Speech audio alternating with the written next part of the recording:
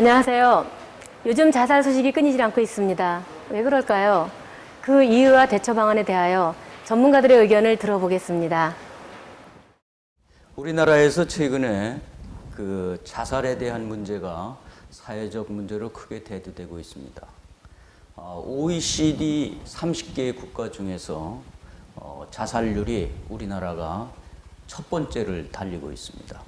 우선 자살의 원인을 본다면 지지체계가 약해지기 때문에 자살로 이어질 수 있다고 보는 것이가 있겠습니다. 첫 번째 지지체계는 가족입니다. 그래서 지금 산업화가 되면서 또 도시에 많이 거주하면서 사람들이 옛날에 있던 그 가족 간의 끈끈한 정서적인 유대 같은 것들이 끊어지고 또 대화도, 가족 간의 대화도, 또 세대 간의 대화도 나눌 수 있는 시간적인 여유도 적고, 그래서 1차적인 지지체계의 느슨함 때문에 자살이 더 늘어난다고도 볼 수가 있겠습니다. 두 번째 지지체계는 청소년의 경우에는 학교 같은 것이 되겠고, 또 성인의 경우에는 어떻게 보면 직장 같은 것이 될 수가 있겠고, 그리고 노년기의 경우에는 그분들이 가족이라든가 이런 데서 오는 고독감, 외로움, 소외 이런 속에서의 또 있을 수 있는 지지체계의 무너짐 때문이라도 볼 수도 있겠습니다. 세 번째 지지체계는 아주 가까운 그러한 친구들이 될 수가 있겠는데, 마음을 터놓고 얘기할 수 있는 것이 끊어졌을 경우에, 그럴 경우에 자살로 이어질 수도 있다고 보겠습니다.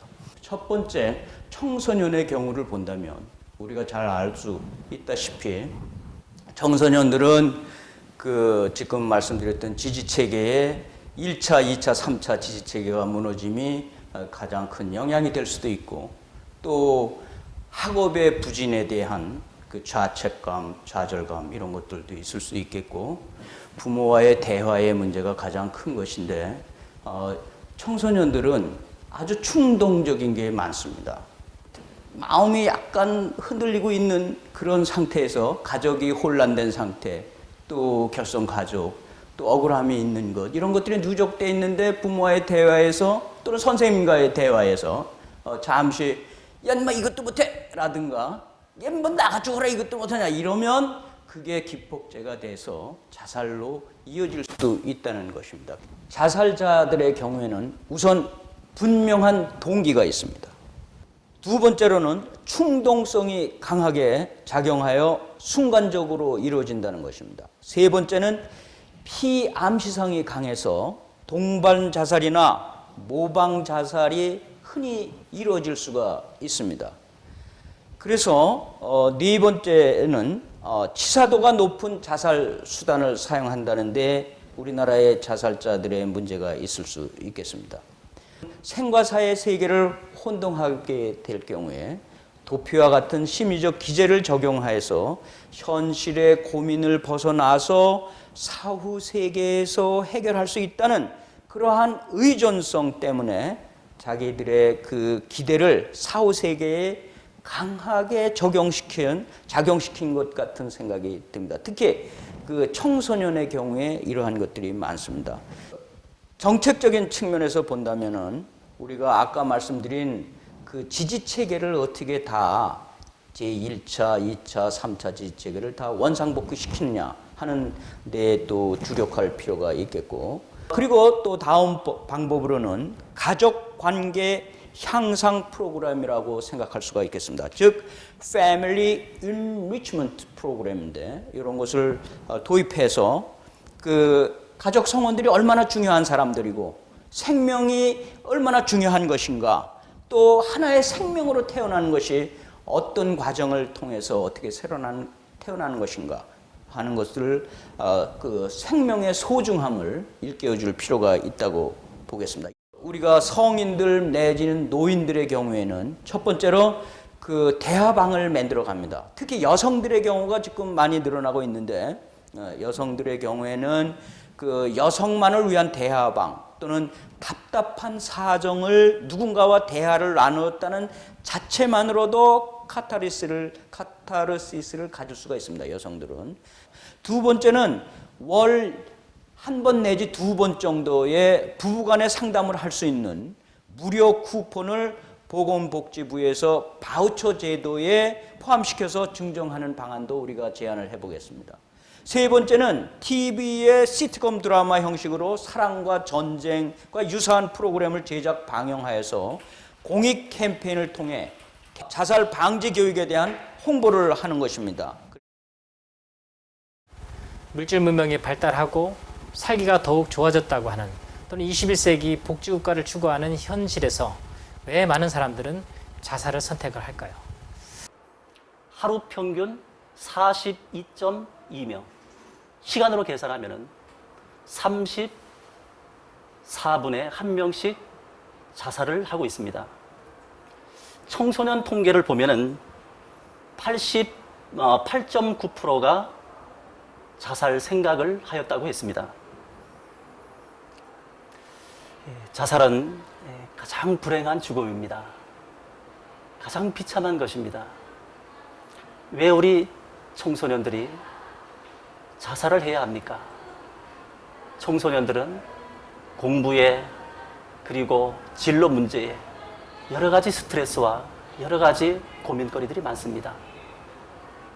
가정에서 조금만 관심을 갖는다면, 조금만 사랑을 그들에게 준다면, 귀 기울여서 그들의 말들을 정말로 진지하게 들어준다면 그들이 왜 자살하겠습니까?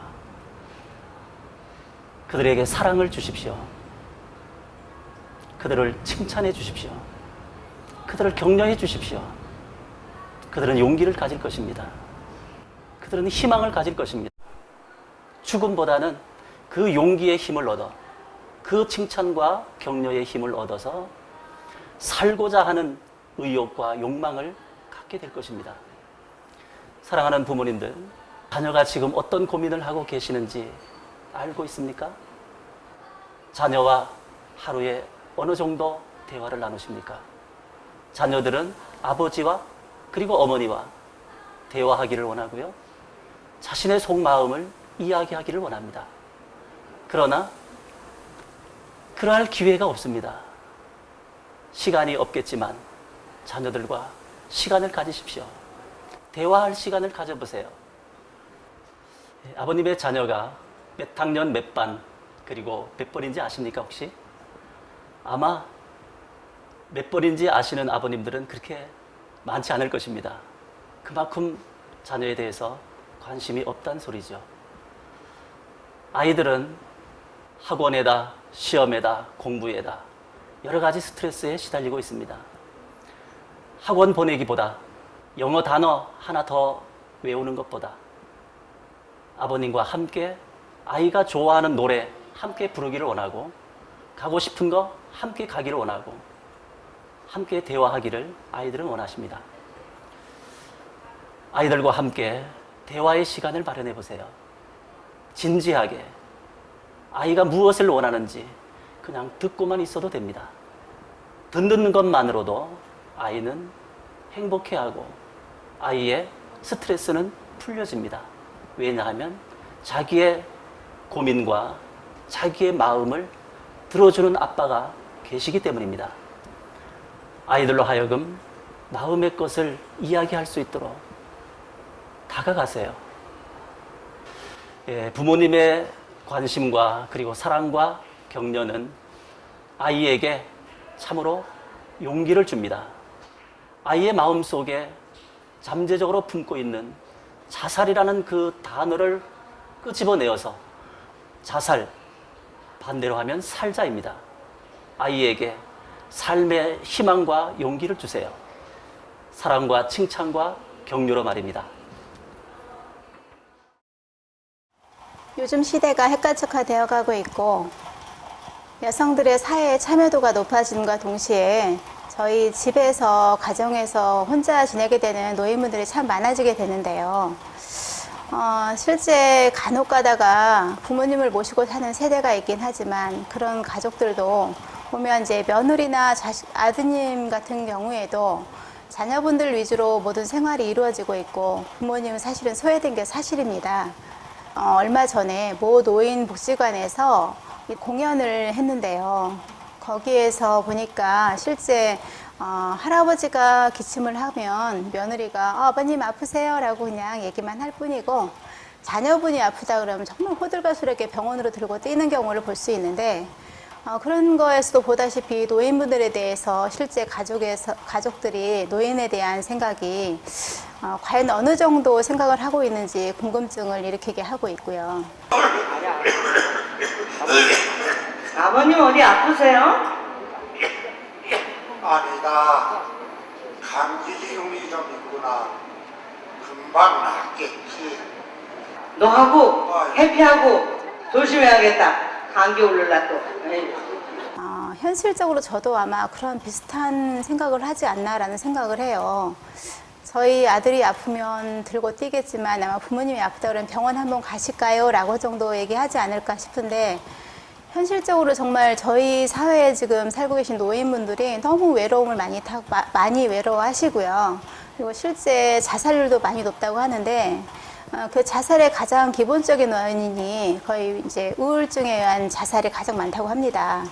저희도 생활하다 우울증을 겪게 되는 게 아마 뭐 사회의 일원으로서 정말 열심히 살고 가족의 일원으로서 열심히 살고 뭔가 이렇게 한 구성원으로서의 역할을 제대로 하고 있다 그러면 외로움을 사실은 별로 느끼지 못하는데 가족에서 소외되어 있다거나 사회에서 소외되어 있고 내가 경제적으로 능력이 없어서 좀 힘든 상황이 됐을 때 정말 외로움을 많이 느낍니다.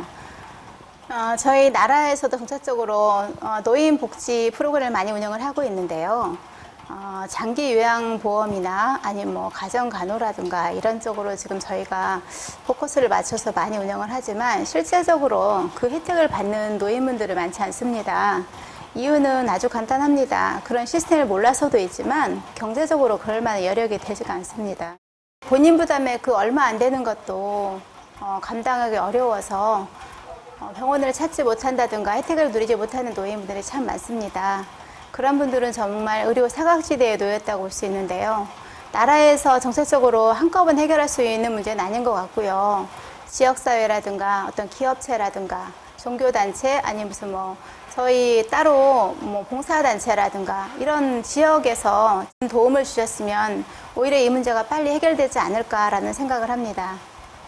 실제로 저희 병원에 계신 분들을 보다가 가정방문을 가봤는데 정말 그분이 살아 계시다는 게 희한할 정도로 정말 어렵게 살고 계세요.